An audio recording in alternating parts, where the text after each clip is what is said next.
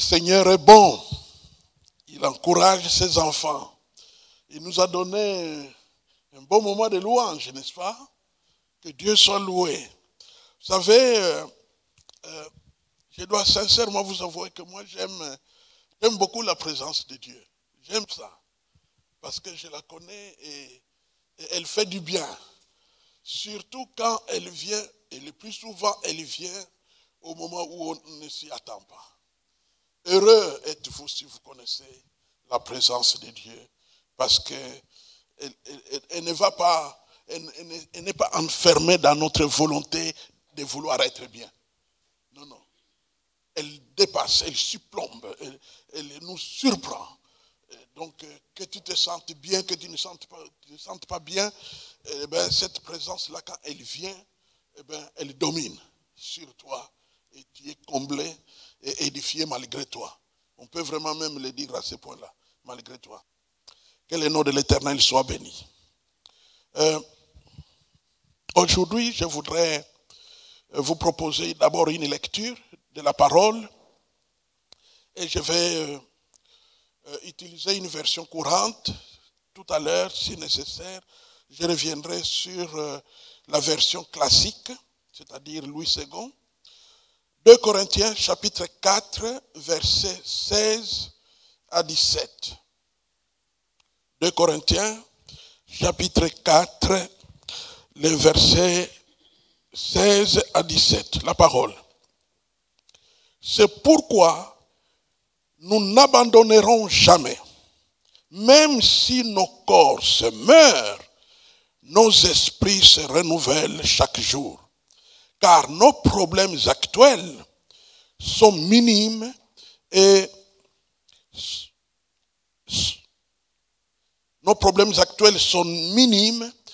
ne dureront pas très longtemps. Pourtant, Dieu s'en sert pour que ces problèmes produisent une gloire qui durera pour toujours.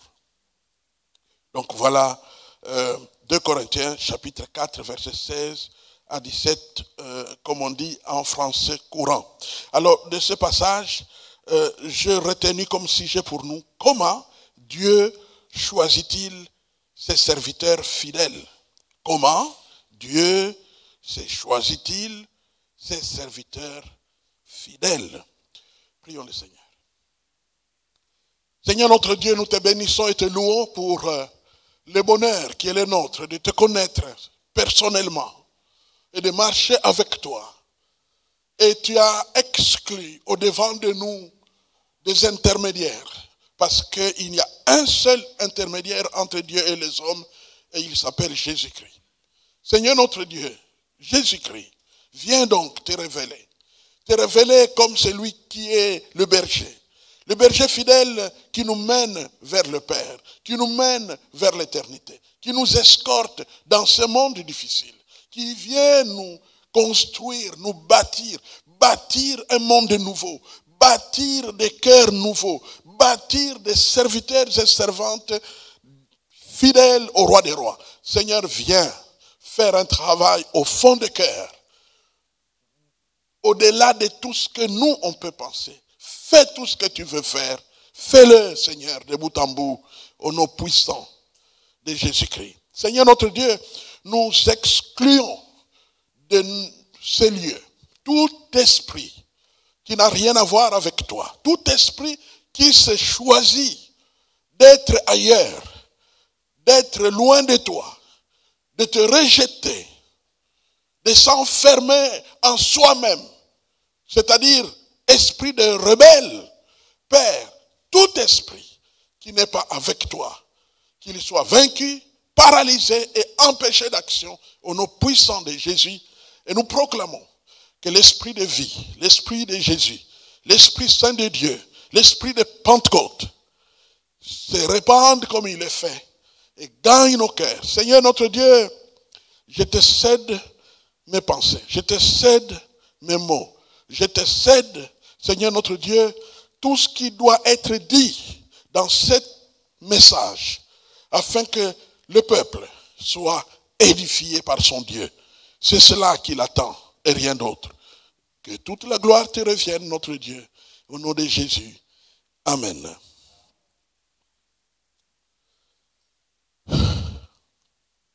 Kiyosaki, c'est un japonais.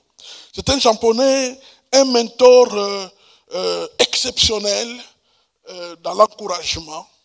Et il a dit, n'échoue que celui qui abandonne. N'échoue que celui qui abandonne. Le véritable échec, ce n'est pas d'avoir raté le premier coup, d'avoir manqué le deuxième coup, d'avoir raté le troisième essai, d'avoir redoublé des classes, une fois, deux fois, trois fois, quatre fois même. Ce n'est pas ça l'échec de ta vie. L'échec de ta vie, c'est quand tu abandonnes. Quand tu abandonnes, tu fermes la porte au succès. Tu fermes la porte à la réussite future. Tu fermes la porte à toute possibilité de changer la situation. Et c'est pourquoi, vraiment, on peut dire avec Dieu dans sa parole que aussi longtemps que la vie est là, l'espoir est permis. Donc, tout dépend, quelles que soient les circonstances qui peuvent environner notre vie, ne craignons rien, car notre Dieu est là et il est à l'œuvre dans nos vies. Dieu utilise les moments difficiles dans notre vie et il mène les choses dans la direction qu'il veut. Alors, je voudrais faire juste quelques 4 premières petites remarques avant d'aller même plus loin dans mon introduction. C'est que comment est-ce que Dieu s'est choisi ses serviteurs fidèles? Eh bien, il les pousse. Il les pousse à l'engagement. Il les pousse à l'engagement. Et comme vous avez probablement déjà constaté, que la vie chrétienne tourne autour du mot engagement. Du mot engagement. Engagement veut dire, tu prends la décision de prendre une direction et tu t'en tiens à ça. C'est ça l'engagement. C'est ça l'engagement. Et alors, quand tu es engagé, alors on peut parler de fidélité. Fidélité à l'engagement. Parce que si tu n'es pas engagé, on ne peut pas attendre de toi une fidélité. Non. On ne peut pas attendre de toi une fidélité, puisque tu n'es pas engagé. C'est la raison pour laquelle vous verrez, par exemple, dans les nations, certains traités, il y a des nations qui refusent de signer. Quand vous voyez déjà qu'ils refusent de signer, eh bien, vous savez déjà qu'ils ne seront pas fidèles. Ils ne seront pas fidèles. C'est pourquoi ils ne s'engagent pas. Donc, Dieu, on marche avec lui dans l'engagement. Et ça, c'est très important. Même le salut vient par l'engagement de l'homme. Tu t'engages totalement, résolument, entièrement avec Dieu et en échange, il te donne sa vie. La vie de Jésus. Parce que le salut, finalement, ce n'est pas un homme déterminé. Le salut, c'est Dieu en nous. Le salut, c'est l'Esprit de Dieu en nous. Le salut, c'est la nouvelle naissance. Et cette nouvelle naissance, ce n'est pas ton anniversaire. La nouvelle naissance, c'est la chose par l'Esprit de Dieu qu'il envoie dans nos cœurs et dans nos vies. Et qui nous surprend de telle manière que 2 Corinthiens 5, 17 s'accomplit pour nous. Si quelqu'un est en Christ, il est une nouvelle créature. Les choses anciennes sont passées. Et voici, toutes les choses sont devenues nouvelles. Les choses changent. Tu te surprends toi-même. Il y aura d'autres qui viendront te dire, mais tu n'es plus le même. Mais toi, tu seras déjà au courant que tu n'es plus le même. Et tu leur diras, oui, je suis au courant. Je suis au courant. Alors quand ils vont demander, mais pourquoi tu es au courant? Mais je suis au courant parce que ça ne vient pas de moi. Ça vient de quelqu'un d'autre.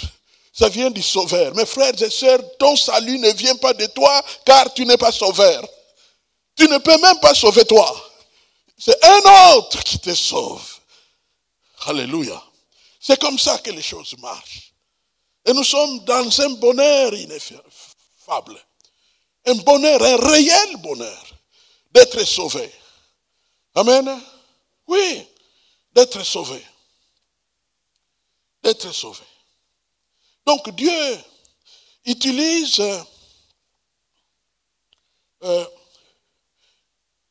quoi pour nous pousser à la fidélité?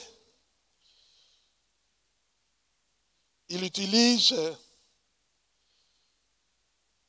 les temps difficiles. Amen.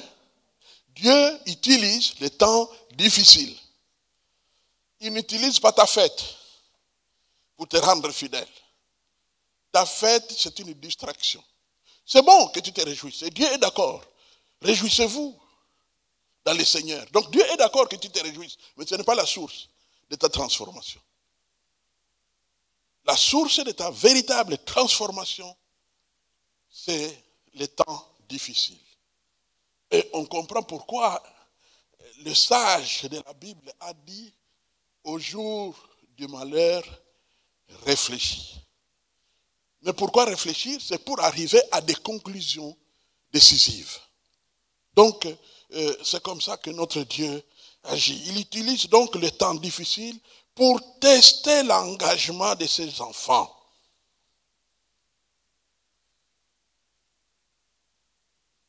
Pour qu'il n'y ait pas le flou dans les engagements. Parce que dans beaucoup de choses, pas seulement de Dieu, dans l'Église, mais de la vie même, il y a des moments où les gens jonglent dans l'absence d'engagement. Ils jonglent. Ils ne s'engagent pas. Ils jonglent. Eh bien, Dieu ne veut pas le flou dans les engagements. Non. Alors il va éprouver. Il envoie l'épreuve. Il envoie l'épreuve pour que tu te positionnes. C'est ça la place de l'épreuve, des temps difficiles. C'est pour que tu te positionnes par rapport à Dieu. Pour que tu dises, qu'est-ce que tu dis de ta vie par rapport à ton Dieu? Qu'est-ce que tu décides? Qu'est-ce que tu décides? Il y aura des hommes et des femmes sur la terre qui feront croire qu'eux ne sont pas capables de s'engager. Faux. Ils sont capables de s'engager. Pourquoi? Quelle est la preuve? Parce qu'il existe plusieurs sortes d'engagements dans la vie. Par exemple, signer un contrat avec une entreprise. Quel sera ton comportement dans la suite du temps quand le travail commence? Comment tu vas dormir? Comment tu vas te réveiller? Quelle sera la gestion de tes minutes quand tu te réveilles par rapport à l'engagement que tu as signé? Tu changes totalement. Quand quelqu'un veut te téléphoner, le téléphone est éteint. Oh, hier j'ai essayé de t'appeler. Non, j'ai commencé le travail très tôt. Donc, tu es fidèle à l'engagement. Ça modifie ta vie. Et donc, Dieu a créé une humanité dans laquelle il s'implique. Dieu ne nous demande pas de faire des choses que les anges font au ciel. Nous ne serons pas capables. Il s'engage, il s'implique dans notre vie terrestre. C'est la raison pour laquelle il n'y a pas on peut utiliser un mot, il n'y a pas d'excuse pour les hommes de la terre qui disent la religion ne me concerne pas. Il n'y a pas d'excuse parce que Dieu est venu s'intégrer dans la vie humaine normale. Il est venu s'intégrer. Jésus a multiplié des pains, les pains là de la boulangerie. Jésus a multiplié des poissons. Les poissons là dont on fait la pêche et qui sont dans des marmites de plusieurs maisons. Donc, Dieu est venu faire passer son message à l'intérieur de notre humanité pour que nous ne soyons pas perdus. Que nous ne soyons pas perplexes, que nous ne puissions pas manquer de comprendre comment Dieu veut agir. On peut dire que c'est un bon Dieu. Parce que, voyez-vous, lorsque vous voyez, quand vous avez à l'école un examen bientôt, et le professeur prend tout son temps à vous réviser, sur tous ces points-là, n'oubliez pas, tel paragraphe, n'oubliez pas, ces chapitres-là, n'oubliez pas. Et puis, vous arrivez aux examens, vous vous rendez compte que partout où les profs insistaient, c'est là où il a mis les questions. Qu'est-ce que vous allez vous dire? Ces profs cherchent notre bien. Eh bien, c'est ce que Dieu fait. Il est venu tout mettre dans notre vie de tous les jours. Il se fait appeler Père, parce que nous avons des pères. Donc, il utilise tous les langages humains possibles pour que tous les hommes viennent à Dieu.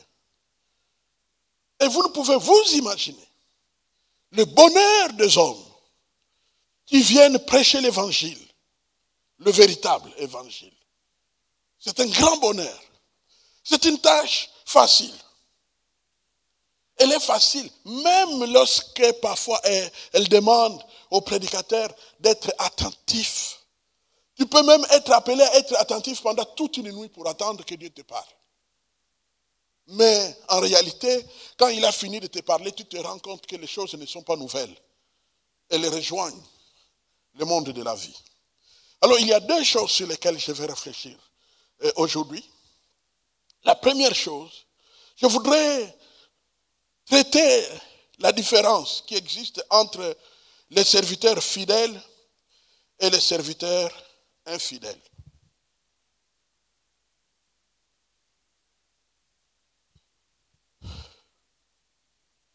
Bien-aimés,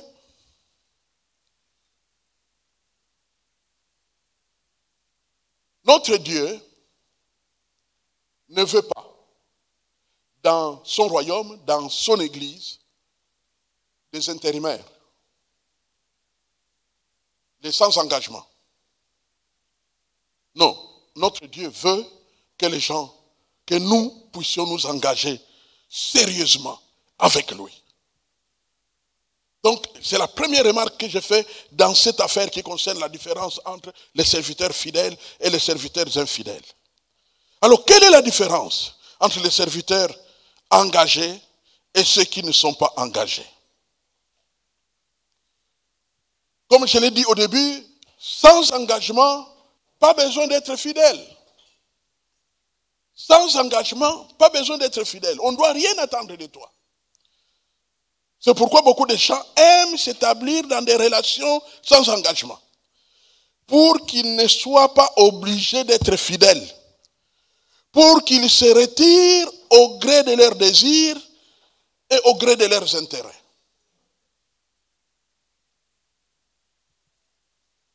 Sœurs en Christ, écoutez-moi, je vais vous parler juste un peu des hommes, parce que j'en suis un.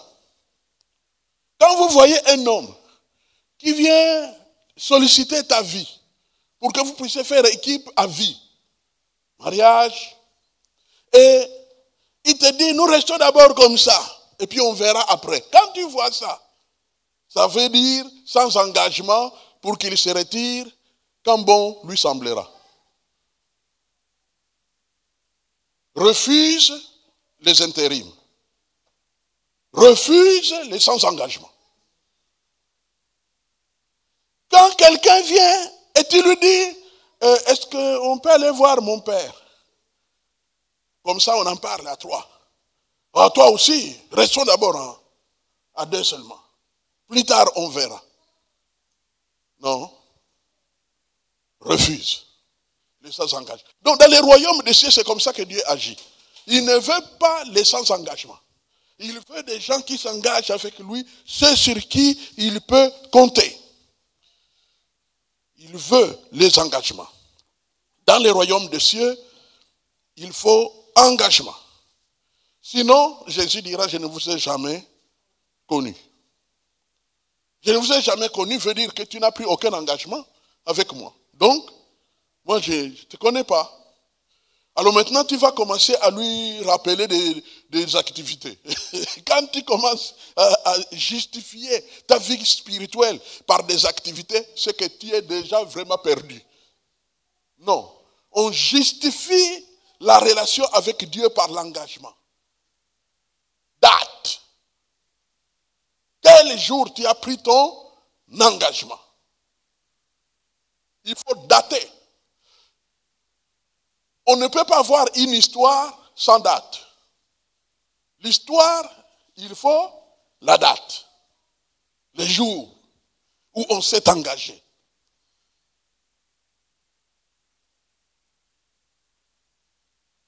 Je l'ai souvent dit quand je donne mon témoignage de conversion, que moi je suis enfant des serviteurs de Dieu. Donc, ce qui fait que même nos jeux, c'était courir parmi les bancs. Sauter les bancs. Mais attention, vous allez tomber. Parce que les bancs, c'est dangereux. Mais quel est le danger de tout ça, dans tout ça? Le danger, c'est que les années passent. Et sans engagement.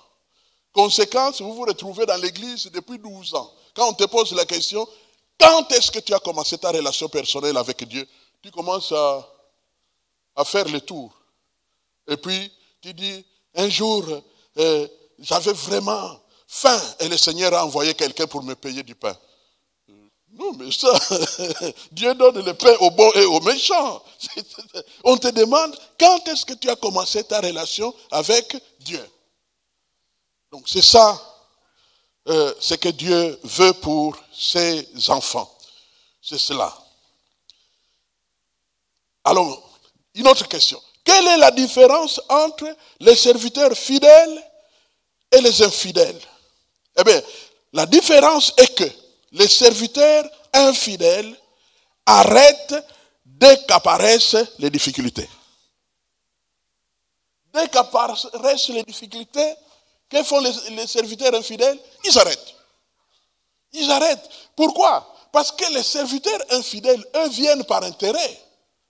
Ils viennent pour leur compte. Mais maintenant, quand le compte n'y est plus, et qu'à la place, il y a des difficultés, c'est normal qu'ils se retirent. C'est normal qu'ils s'en aillent. Vous savez que quand Jésus a fait son ministère sur la terre, vous vous rendez bien compte en lisant les évangiles qu'il était populaire. C'était une star pour utiliser les termes d'aujourd'hui. Et avec une star, vous croyez qu'il sera en manque d'amis? Mais il y avait des foules. Partout où Jésus se déplaçait, il y avait des foules. Mais Jean, l'évangile, nous raconte dans le chapitre 6 qu'un grand nombre, à un moment donné, lorsque les temps difficiles ont commencé, parce qu'après avoir vu que le terrain était en train d'être gagné par Jésus, le terrain du peuple, le terrain des Juifs, que les pharisiens et consorts étaient en train de perdre de leur popularité, ils ont changé de fusil d'épaule. Et ils ont dit non, on ne peut plus tolérer ça. On a toléré, maintenant c'est fini.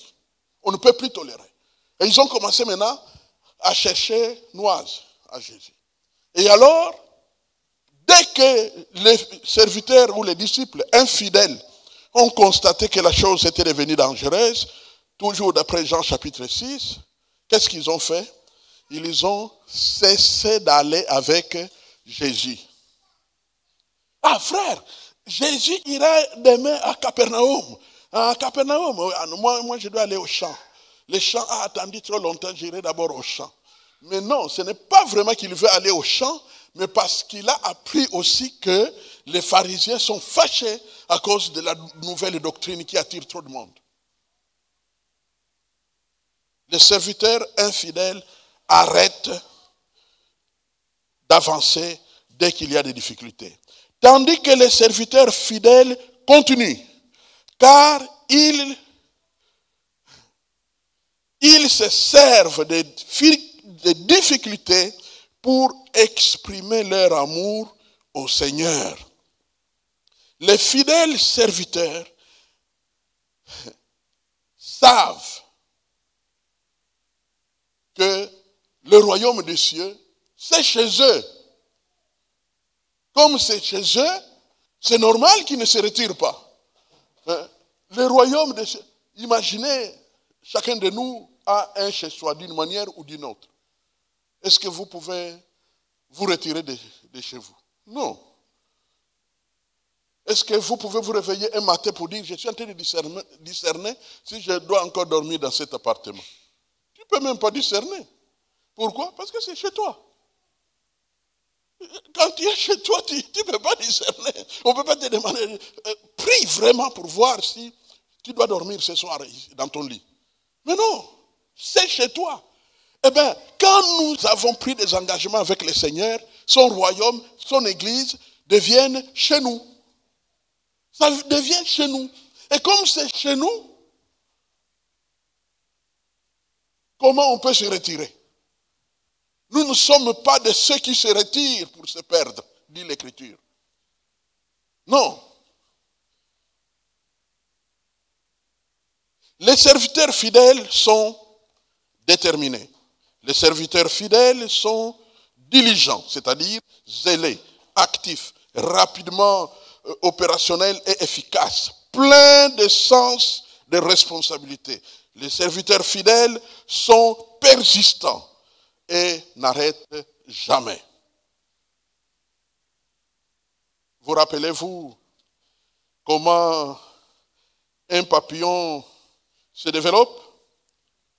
Au fait, un papillon, c'est une ancienne chenille qui a refusé d'abandonner quand elle était enfermée dans la prison du cocon.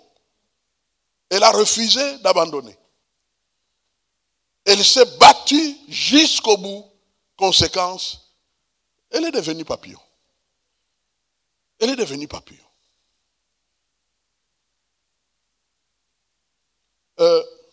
Il y a une église en Californie, à Saddleback. C'est ça, Saddleback. Donc S-A, 2 fois D, la lettre D, L-E, et puis Back, donc B-A-C-K, en Californie. C'est une église dans le monde de la croissance de l'église qui est considérée comme l'une des églises qui a connu une croissance phénoménale. Puisque en quelques années seulement, 2, 3, ils étaient déjà 10 000. C'était un mouvement. Vous savez, il y a des églises comme ça qui connaissent une grâce. Ce n'est pas lié à la capacité des hommes qui sont là. C'est lié à la grâce de Dieu, à ce qu'il veut faire. Donc Dieu décide de faire ce qu'il veut et il le fait où, n'importe où. N'importe où, il le fait. Et donc, ils étaient 10 000 membres. Mais ils ne trouvaient pas de terrain pour construire. Soit dit en passant, aux États-Unis, c'est l'un des pays où on trouve facilement un terrain à acheter. Il y a toujours de l'espace aux États-Unis à vendre. Et donc, ils ne trouvaient pas de terrain convenable, vraiment, qui répondait à leurs besoins. Conséquence, ils étaient obligés de louer des complexes scolaires.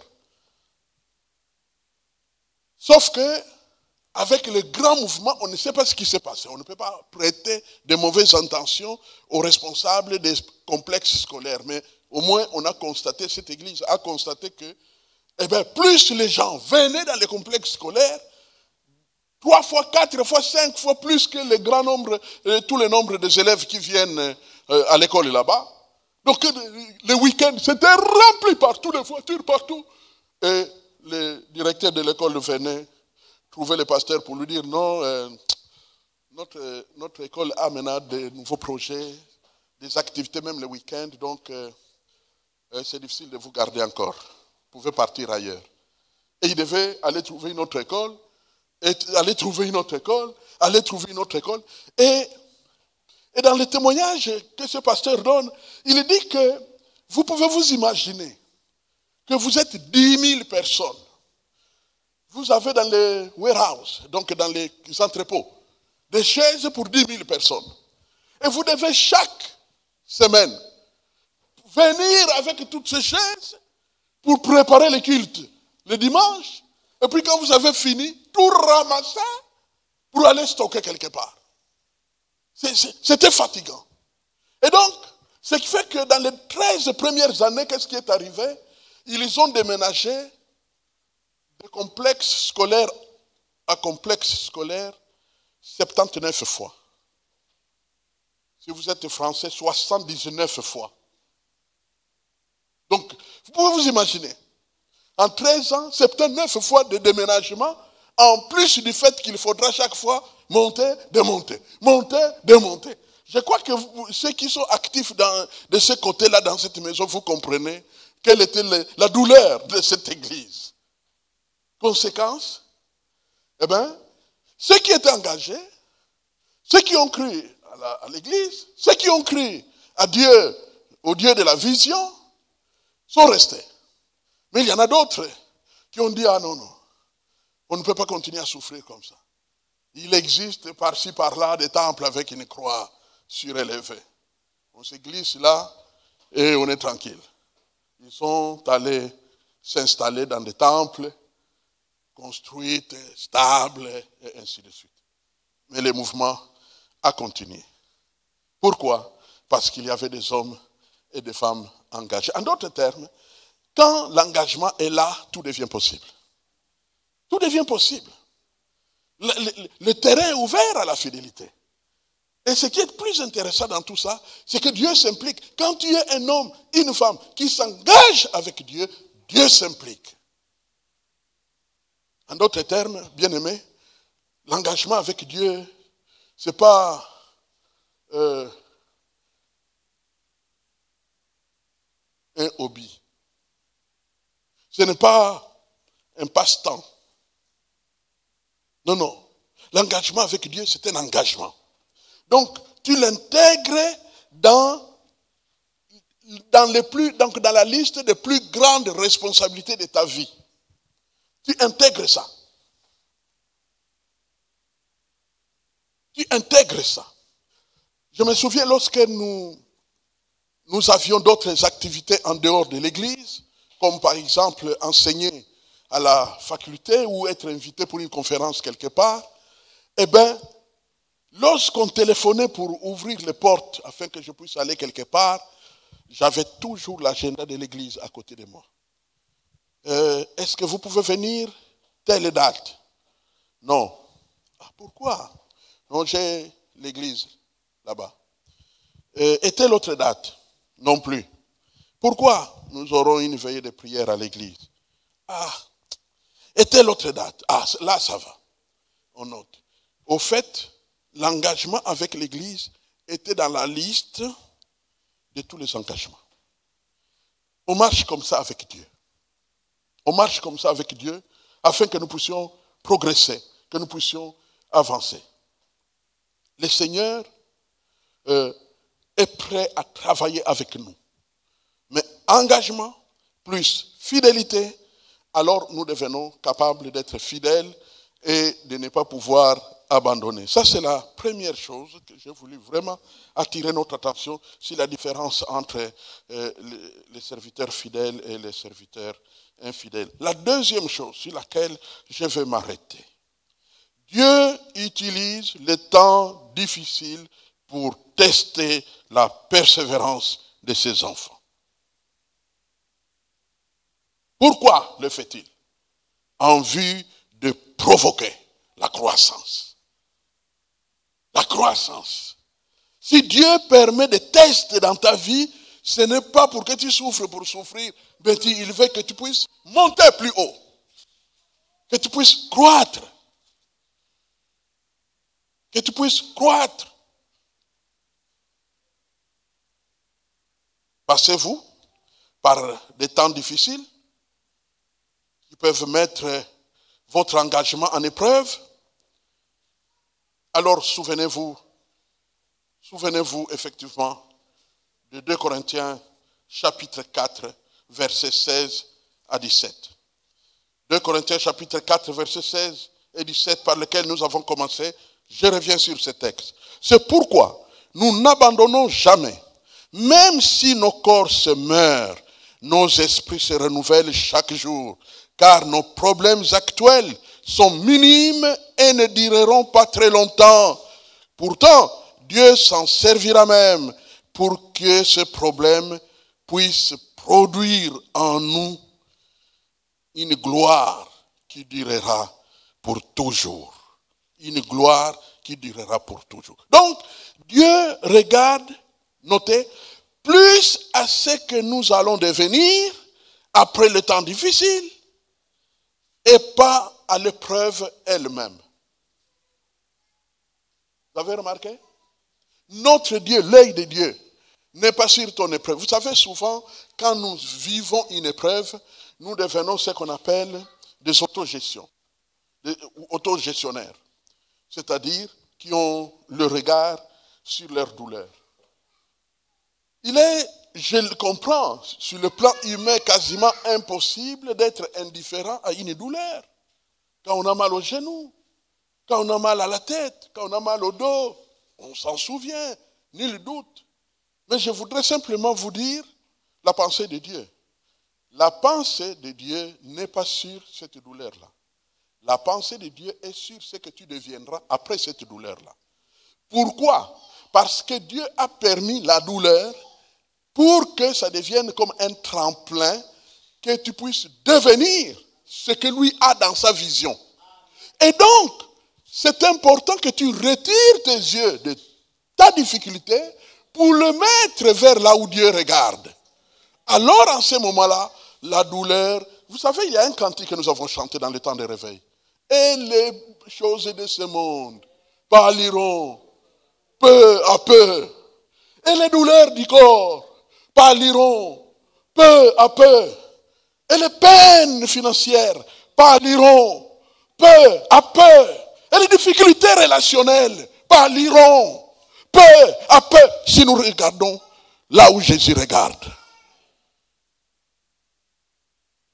Amen. Donc, nous devons, il n'y a pas d'excuse que nous puissions nous donner le luxe de nous concentrer, au point que cela peut même diminuer notre rendement dans les royaumes des cieux. Au point que nous pouvons même atteindre un niveau où on dit, comment le frère, non, le frère passe par des épreuves, priez pour lui pour le moment. Non. Regardez là où Dieu regarde. Alors, et c'est la raison pour laquelle vous verrez qu'il y a des gens qui peuvent être souffrants, mais ils traînent sa souffrance jusqu'à la maison du Seigneur. Parce que justement, c'est là où se trouve le secours. Quand la parole vient dans l'oreille, elle va dans le cœur et provoque le miracle. Parce que Dieu est dans sa parole. Vous savez, quand vous avez une peine dans l'âme, dans le corps, pompe Dieu dedans. Pompe Dieu dedans. Et c'est la parole de Dieu que tu vas pomper dedans. Et alors, la douleur de la terre commence à lâcher prise. Commence à lâcher prise. Commence à lâcher prise. Et tu vois le bout des tunnels. Tu vois toi-même que, il y a là la lumière. Voyez-vous, la lumière n'est pas dans votre jambe, la lumière n'est pas dans votre dos, mais la lumière est là, au-delà, là où Dieu regarde. Alléluia. C'est comme ça qu'on avance avec le Seigneur. Dieu regarde plus à ce que nous allons devenir après le temps difficile et non à l'épreuve elle-même. Car l'épreuve passera. Mais en laissant nos vies dans la gloire éternelle comme nous l'avons lu dans la parole de Dieu. Ça passera. Mais en laissant nos vies. Alors la gloire éternelle, c'est quoi? C'est le fruit d'une persévérance et le fruit de notre engagement qui entraîne la maturité, qui entraîne le progrès, qui entraîne de grandes victoires. Je répète, la gloire éternelle, c'est le fruit de notre persévérance, de notre engagement, qui nous rend davantage fidèles et qui aura pour résultat la maturité et le progrès spirituel. Alors Dieu sera glorifié. La gloire éternelle, c'est une vie transformée. La gloire éternelle, c'est une maturité. La gloire éternelle, c'est un sentiment de grande réussite et rempli de paix. La gloire éternelle, c'est une vie qui pousse les gens à glorifier Dieu à cause de toi, mais aussi à te prendre pour modèle. Parce qu'ils se sentent encouragés. L'apôtre Paul le dira. Il dira, les habitants de tel pays, encouragés par mes souffrances, et surtout mon attitude dans mes souffrances, eh bien, eux-mêmes sont devenus fortifiés dans leurs souffrances, dans leurs persécutions à eux. Parce que chacun de nous aura toujours son lot sur la terre. Il n'y aura pas des exemptions. Non. As-tu vu un frère souffrant et tu dis, ce frère, mais il souffre beaucoup. Eh bien, quand tu as fini, mets virgule, pas point. Moi aussi. Parce que chacun aura toujours son lot. C'est comme ça que ça se passe sur la terre. Dieu n'a pas donné une plage remplie de sable sur la terre. Il y a des plages, il est vrai. Mais il n'y a pas que ça. Il y a aussi des montagnes. Il y a aussi des vallées. Il y a aussi des Ukraines. Il y a aussi des Congo-Est. Il y a aussi des situations difficiles. Il y en a aussi. C'est comme ça que Dieu a fait les choses. Seulement, ne nous contentons pas de nous concentrer sur ces temps difficiles-là. Dans le texte, la Bible dit que ces temps difficiles sont minimes. Minimes, pas par rapport nécessairement à nous les hommes, mais minimes par rapport à sa toute-puissance. Amen. Ils sont minimes. Ils vont passer. Amen. On a chanté un cantique du temps de réveil. Tout passera, tout passera, tout passera. Liloba et Kotikala. Donc tout passera, tout passera. Tes souffrances vont passer. Je te dis la vérité, tu n'entreras pas dans l'éternité avec des douleurs au dos. Ça va passer aussi longtemps que tu continues à pomper Dieu dans ton dos. Amen. Parce que Dieu est vivant. Et c'est lui qui contrôle les choses. Il est le roi des rois et le seigneur des seigneurs. Et le chef de toutes les réalités de la vie. Dans son autorité souveraine, Dieu utilise même les épreuves, les ennuis, les tribulations, les problèmes de nos vies pour en faire des enseignants de la détermination, de la persévérance, du caractère mûr et résistant. Amen. Ah oui. Cherchez-moi un serviteur fidèle. Cherchez-moi un serviteur résistant. Cherchez-moi un serviteur qui triomphe des épreuves. Et je te dirai que ce serviteur-là est passé par beaucoup d'épreuves. Parce que c'est la vallée du brisement. C'est là que Dieu te fait entrer comme dans une sorte de boîte pour te briser et te briser.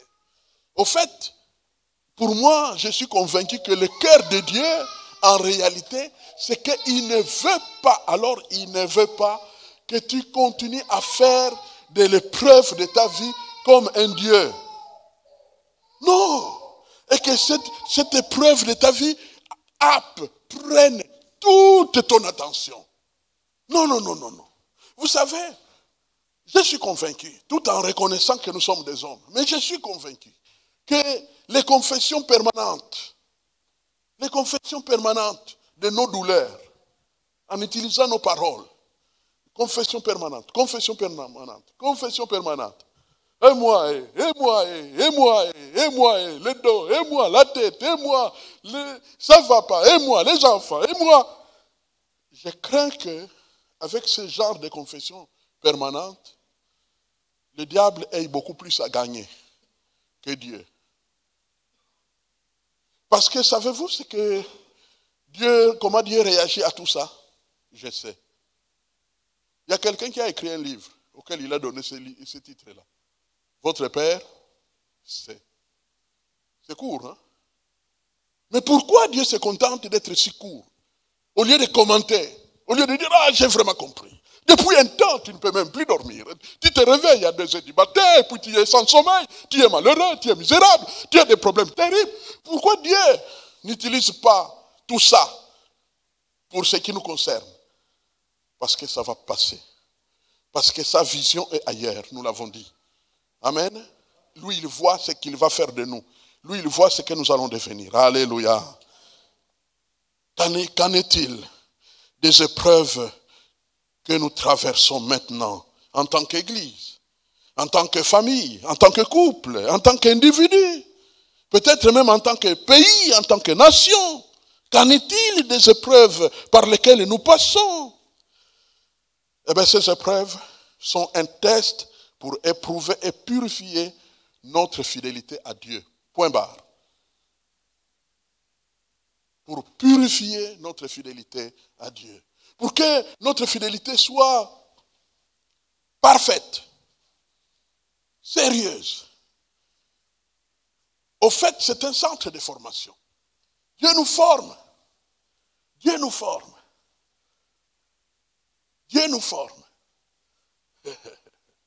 Quand Savonarola de Florence avait atteint des temps très difficiles, parce qu'à cause de trop de persécutions qu'il subissait, il était obligé de beaucoup jeûner. Mais en jeûnant beaucoup, comme il était déjà âgé, ça épuisait son corps. Et donc, parfois, il se traînait pour arriver à la chair. Il se traînait. Et il arrivait quand même à la chair. Et il y avait les 2 ou 3 papiers dans lesquels il avait mis les notes. Et puis, il commençait à prêcher. Dans son autorité souveraine, Dieu utilise même les épreuves, les ennuis et les tribulations de nos vies. Mais il est là. Et les gens tombaient dans la salle. Pourquoi? Parce que la puissance de Dieu descendait. Venait d'où? Mais provoqué par un homme amoindri, brisé. Mais qui ne s'arrête pas là. Qui traîne jusqu'au lieu du service. Et qui sert son Dieu. Dieu aime ça. Je vous dis que Dieu aime ça. Amen. Parce qu'il a vu ça dans son propre fils. Il a vu ça dans son propre fils. Savez-vous qu'il y a un point sur lequel Dieu, en fait Jésus, bat son Père. Quelqu'un va me dire, ah voilà maintenant les théologiens. Vous voyez les théologiens. Il y a un point sur lequel Jésus bat son Père.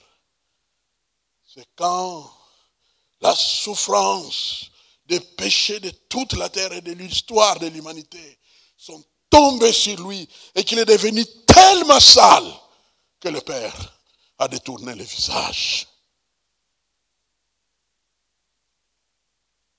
Au point que Jésus devrait lui rappeler, non, papa, c'est toujours moi. Je n'ai rien fait. C'est eux, pas moi. C'est toujours moi, ton fils. Dieu de moi. Dieu de moi.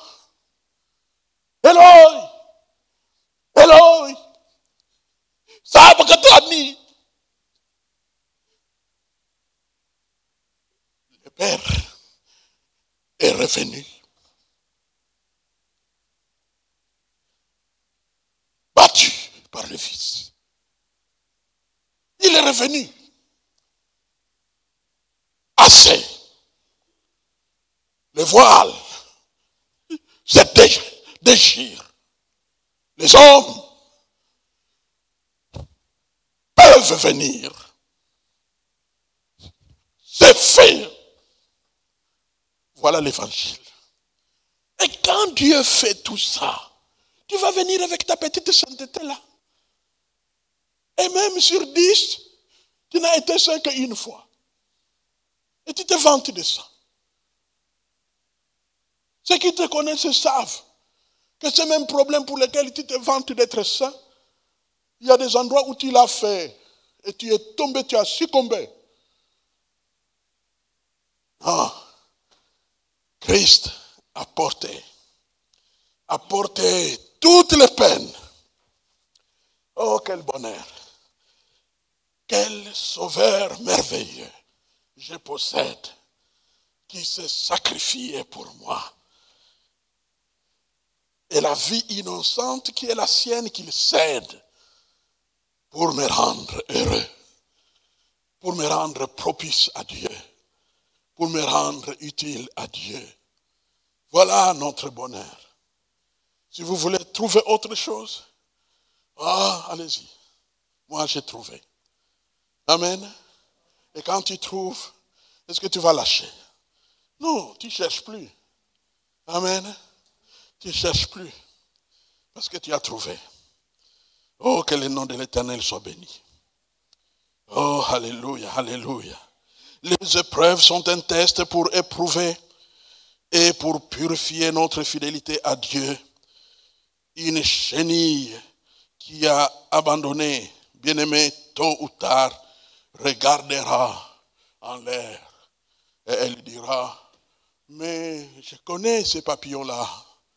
Je connais ces papillons-là. Je connais ces papillons-là. Mon frère, n'abandonne pas. Sinon, un jour, tu regarderas et tu diras, mais je connais ce frère. Mais je connais cette soeur. Je connais celui-là qui chante. Mais je le connais. On était ensemble. Mais ça ne sera plus la même chose. ne devienne jamais une chenille qui lâche prise. Bats-toi, mais à l'intérieur du cocon, à l'intérieur du temple et à l'intérieur de l'épreuve. N'aie pas peur. Dieu est avec toi. Dieu est avec toi. Il ne te laissera pas tomber. Il ne te laissera pas tomber. Continuons donc à servir notre Dieu avec engagement, malgré les difficultés, et même quelle que soit la source d'où viennent ces difficultés. Il y a un verset que vous connaissez bien, que je voudrais bien qu'on puisse lire. Galates chapitre 6, verset 9. La Bible dit, Galates 6, 9, « Ne nous lassons pas de faire le bien, car nous moissonnerons au temps convenable si nous ne renonçons pas. » Ne nous lassons pas, ne pas se lasser de faire le bien. Et faire le bien, c'est servir le Seigneur, être fidèle à Dieu et être utile aux autres. Car nous moissonnerons au temps convenable si nous ne renonçons pas. C'est Dieu bien-aimé qui nous parle dans ce passage et pas un homme. Pas un homme rusé qui veut vous garder là où vous n'avez pas envie de rester. C'est Dieu qui parle. Ne nous lassons pas de faire le bien. Ne nous lassons pas de faire le bien. Ne nous lassons pas de faire le bien. Restons concentrés sur la voie qui est ouverte. La voie qui est ouverte par notre Dieu. Comment Dieu se choisit-il de ses serviteurs fidèles? C'est comme au temps de Gédéon. Souvenez-vous de cette histoire dont parle le livre des Juges, chapitre 7. Dans ce livre-là, Dieu avait décidé, au travers du témoignage et de l'engagement de Gédéon, de libérer Israël du joug de Madian. Et inspiré par Dieu, Gédéon a lancé l'appel à tous les Juifs. Le temps de nous libérer du joug est arrivé. Venez, nous irons au combat. 32 000 sont venus. Ah oui, il y a des patriotes dans tous les temps. Et surtout les Juifs sont des grands patriotes. 32 000 étaient prêts à découdre avec les Madianites. L'histoire nous apprend que les Madians, à cette époque-là, avaient une armée aguerrie de 100 000 hommes. Donc même quand vous êtes 32 000, c'est vraiment rien par rapport aux 100 000 des Madianites. 32 000 étaient là, prêts à en découdre. Dieu parle à Gédéon. Gédéon, les gens que tu as là-bas sont trop nombreux. Je ne voudrais pas livrer Madian à un trop grand nombre de soldats. Ils ne comprendront pas que c'est Dieu qui a fait ça. Dites à tous ceux qui ont peur, tous ceux qui ont peur, tous ceux qui ont de la crainte, tous ceux qui hésitent, dites-leur de retourner chez eux à la maison. Écoutez, peuple de Dieu, avez-vous peur? Avez-vous de la crainte pour le combat et vous craignez d'aller mourir à la guerre? L'Éternel te dit, en toute confiance et volonté, retournez à la maison. 20 000 sont retournés à la maison. 10 000 sont restés. Non, moi je n'ai pas peur, moi je n'ai pas peur, moi je n'ai pas peur. 10 000 contre 100 000. Gédéon, les 10 000 que tu as sont trop nombreux pour que je livre Madian contre lui, contre eux. Ils ne comprendront pas que c'est l'Éternel qui a délivré. Mène-les boire de l'eau. Quand ils vont boire, je te dirai en ce moment-là qui tu prendras et qui tu laisseras tomber. Alors, soldats, 10 000, vous avez soif. Allez, à la rivière, allez boire. Ils se sont mis à boire, à boire. Et Gédéon était là. Et Dieu lui dit, regarde ceux qui lapent comme les chiens, en prenant de l'eau avec leurs mains et en menant dans leur bouche. Choisis-les. Mais ceux qui plongent la tête, en se mettant à genoux, plongent la tête à l'intérieur de l'eau pour brouter le plus possible d'eau, laisse-les tomber. Il a choisi, il a choisi, il a choisi, il a choisi, il a choisi. 9700, mes frères et sœurs, avaient leur tête dans l'eau comme des autruches. Tous ceux qui sont plongés là, quand ils vont retirer leur tête, renvoie-les chez eux. Et, tu as bien bu, oui, j'ai bien bu, rentre à la maison. Et ils sont restés 300 contre 100 000. Et Dieu de dire, c'est avec 300 que je vais donner la victoire. Et vous connaissez ce qui est arrivé. Bien-aimés, les épreuves sont les temps où Dieu fait le tri de ses serviteurs fidèles et de ses servantes fidèles. Amen. N'ayez pas peur. Mais en même temps, n'en profite pas, ne plonge pas la tête dans l'eau. Sois patient et clairvoyant. Parce que quand tu prends l'eau, un peu comme prenant et emmener dans la bouche, cela veut dire que tu es clairvoyant. Tu n'as pas perdu la mission. Tu es dans la mission, tu veilles. Tu regardes à droite, à gauche. Tu regardes, au fait, tu continues à être lucide pour voir où tu te trouves. Parce que tu n'es pas là en vacances. Tu es là à la guerre. C'est un peu comme ceux qui ont travaillé pour la reconstruction de la muraille de Jérusalem. Vous vous souvenez? À une main, ils avaient l'outil pour bâtir, pour construire. Et l'autre main, ils avaient quoi? L'épée pour se défendre au cas où. Amen. La porte est ouverte pour devenir serviteur et servante de Dieu. Souvenez-vous ce que nous avons partagé il n'y a pas longtemps, que serviteur de Dieu, ce n'est pas seulement prêcher, mais serviteur de Dieu, c'est être utile à Dieu et aux autres. Amen. Et c'est de cette manière que notre Dieu va nous utiliser puissamment. Car chaque jour, il est tenté de choisir. Il est tenté de choisir. Il est tenté de choisir des hommes et des femmes qui vont travailler pour son royaume. Nous sommes dans le temps de la fin et nous avons besoin de remplir les conditions de Dieu afin que Dieu nous utilise le plus qu'il voudra. Je répète, le plus qu'il voudra. Amen. Prions le Seigneur. Seigneur notre Dieu, merci de tout cœur pour ta parole que tu viens d'envoyer dans nos cœurs afin que nous soyons affermis, afin que nous soyons choisis, afin que ton choix tombe sur nous et que soyons trouvés fidèles par toi, pas par les hommes mais par toi qui regardent, qui sondent le cœur et le rein. Merci pour le privilège, merci pour la possibilité, merci pour la porte ouverte qui permettent à chacun de nous tous, sans exception, à pouvoir être choisi par Dieu, où que nous soyons. Seigneur notre Dieu, vraiment de tout cœur, merci pour cette lumière de ta parole que tu envoies dans nos cœurs pour provoquer la foi efficace.